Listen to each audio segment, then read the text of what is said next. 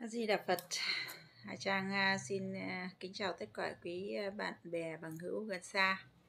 Hôm nay Trang sẽ lên và chia sẻ một cái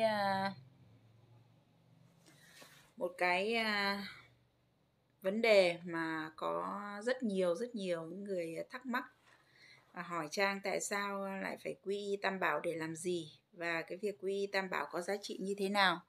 Thì nay Trang sẽ chia sẻ. Thì như quý vị thấy á, ngày xưa mà khi Đức Phật còn tại thế là Ngài cào móng tay xuống dưới đất, Ngài có giơ lên và hỏi một vị Bồ Tát là ông thấy đất trong móng tay ta nhiều hay là đất trên trái đất nhiều. Thì cái vị Bồ Tát ấy mới bạch cái Phật rằng là đất ở trong móng tay của Phật và đất ở trên trái đất thì không có ngôn từ nào có thể so sánh. Cái này Trang cũng đã giảng giải trước ở trong những cái video clip trước. Thì hôm nay Trang cũng nhắc lại. Thì cái vấn đề mà chúng ta quy y Phật Pháp Tăng á, quy y Tam Bảo là gì? Là ba cái ngôi Phật Pháp và Tăng. Phật là đứng giác ngộ tối cao. Pháp thì là khi mà giác ngộ rồi thì Ngài nói ra những cái chân lý của đất trời, nói ra cái nguyên lý của tự nhiên. Tăng thì là cái người mà mang những cái kiến thức đó để truyền bá lại cho nhân loại, thì đó gọi là ba ngôi Tam Bảo. Thì Tam Bảo thì có Phật, có Pháp, có Tăng. Thì Tăng là cái người đại diện mà truyền bá lại những cái khái niệm đó cho nhân gian. Thì trong cái chuyện mà chúng ta quy y thì lợi ích là gì? Thì như Phật nói là chúng ta, những người mà may mắn mà được làm người thì như đất ở trong móng tay rất là ít. Và những cái sinh linh được làm người rất là ít may mắn như vậy, thì mà chúng ta không có biết vận động, không có biết vận hành cái thân xác của chúng ta đi thế nào cho nó đúng, làm thế nào cho nó đúng, thì đây là một cái tổn thất mất mát rất là lớn trong kiếp làm người mà trong cái cuộc hành trình chúng ta đi. Thì cái việc mà chúng ta quy y Tam Bảo thì trong kinh Phật có nói là quy Tam Bảo thì chúng ta sẽ thoát được ba cái đường khổ, tức là địa ngục, ngã quỷ và súc sinh. Thì khi mà chúng ta quy y Tam Bảo rồi, tức là chúng ta đã ít nhiều cũng đã hiểu về Phật Pháp rồi, và cũng khi mà chúng ta quy y Tam Bảo là chúng ta sẽ thoát được ba cái đường khổ. Ít nhất chúng ta cũng quay trở đây, chúng ta cũng quay trở lại đây và kiếm trở lại được cái thân người và chúng ta tiếp tục tu tiếp.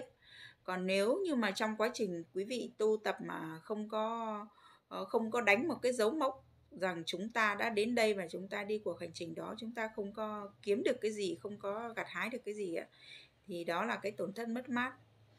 Và trong cái hành trang mà chúng ta bước vào đạo Phật thì sẽ có tín, hạnh và nguyện. Đó là cái hành trang để cho chúng ta bước vào những cái cuộc hành trình tìm hiểu về Phật Pháp. Thế ngoài cái tín, hạnh, nguyện đấy ra thì ba cái yếu tố như là quy y Phật Pháp Tăng rồi thì cũng rất là quan trọng.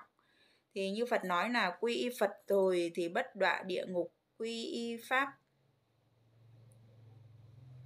thì bất đọa ngã quỷ, quy y Tăng thì bất đọa bàng sinh. Thì khi mà chúng ta quy y Phật, quy Pháp, quy Tăng thì chúng ta sẽ thoát được ba cái đường đấy, địa ngục, ngã quỷ và súc sinh. Thì ít nhất chúng ta cũng được cái thân người. Khi chúng ta quy y Phật, Pháp, Tăng rồi á, thì cái việc chúng ta có tâm ý để sửa mình á, thì nó cũng sẽ được hạn chế. Chúng ta cũng sẽ tránh được những cái việc làm xấu ác. Tuy nhiên nói thì là tránh được ba cái đường ác, nhưng mà khi quý vị biết đến rồi mà quý vị này vẫn cứ làm ác, ví dụ như là làm những cái tội, những cái vấn đề như là chửi cha mắng mẹ, hay hoặc là sát sinh vô số, hay là lừa đảo cướp giật, hay là tụ hội những cái người xấu đấy, gây lên những cái năng lượng xấu, cực xấu ấy, thì chúng ta cũng không thể thoát khỏi cái địa ngục. Đấy là cái cách mà chúng ta đang mở cửa địa ngục để đi vào. Nhưng mà khi chúng ta biết đến rồi thì ít nhất đây cũng là một cái chìa khóa để cho chúng ta về. Thì đấy là một cái di giáo của Phật đã để lại cho chúng ta, và chúng ta nên là hành theo. Chúng ta nên sửa đổi nội tâm chúng ta và quay về với lại lời Phật dạy. Thì đây là cái giá trị của cái việc quý vị quy y Tam Bảo thì có giá trị như thế nào. Thì đây chính là cái bài pháp thoại mà Trang muốn gửi tới quý vị ngày hôm nay. Đó.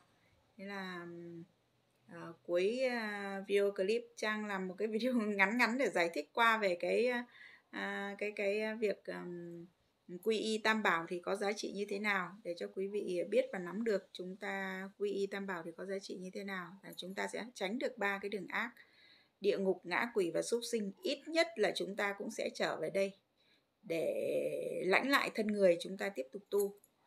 Cuối cùng thì Hà Trang xin kính chúc quý vị một đời an lạc, tìm về với chánh kiến, chánh ngữ, chánh tư duy. Nam mô A Di Đà Phật.